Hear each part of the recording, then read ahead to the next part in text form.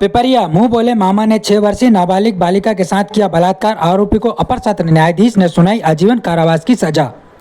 पिपरिया द्वितीय अपर सत्र न्यायाधीश पिपरिया श्रीमती अर्चना रघुवंशी के न्यायालय द्वारा आरोपी अमित कुमार ठाकुर को धारा 376 ए भादवी तथा 5M/6 पास्को एक्ट के मामले में दोषी पाते हुए आरोपी अमित कुमार ठाकुर को धारा 5M/6 पास्को एक्ट में आजीवन कारावास शेष प्राकृतिक जीवन काल के लिए 2000 रुपये के अर्थदंड से दंडित किया गया है। विशेष लोक अभियोजक ADPO चौधरी विक्रम सिंह ने आज शुक्रवार को शाम 5:30 बजे जानकारी देते हुए बताया। अप्रैल 2024 की घटना है। बनखेड़ी थाना क्षेत्र के अंतर्गत एक गांव है। उस गांव में पीड़ित बालिका अपने परिवार के साथ रहती है। पीड़ित बालिका की मां मजदूरी करने के लिए जाती है। पीड़ित बालिका अपने घर में अकेली होती है। उसका पड़ोसी पीड़ित बालिका के पास आता है और कहता है कि तुम्हें कुरकुरे दिला दूं, और कुरकुरे देने का बहाना बनाकर आरोपी अमित ठाकुर पीड़ित बालिका को उसके घर लेके जाता है।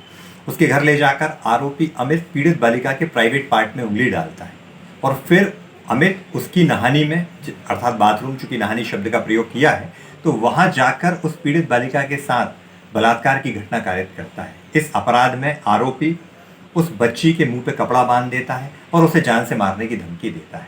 इस मामले में जब पीड़ित बालिका की मां प्रथम बार उस बच्ची को देखती है तो उसके प्राइवेट पार्ट से खून निकलते हुए देखती है, लेकिन बच्ची इतनी डरी और सहमी होती है कि घटना के बारे में बता नहीं पाती। जब बड़े प्रेम से उसकी माँ, उसकी बुआ घटना के बारे में पूछते हैं, तब वह बताती है कि आरोपी अमित ठाकुर, जिसे वह मामा कहकर बुलाती थी, उसके द्वारा ऐसी घटना कारित की गई। इस मामले में चूंकि इन्वेस्टिगेशन निरीक्षक सुधाकर वारस्कर तत्कालीन TI के द्वारा किया गया, धारा 376 AB और 5/6 पॉक्सो एक्ट के अंतर्गत अभियोग पत्र न्यायालय में प्रस्तुत किया गया। इस मामले में अभियोजन के द्वारा न्यायालय में कुल 18 गवाहों को परीक्षित कराया गया।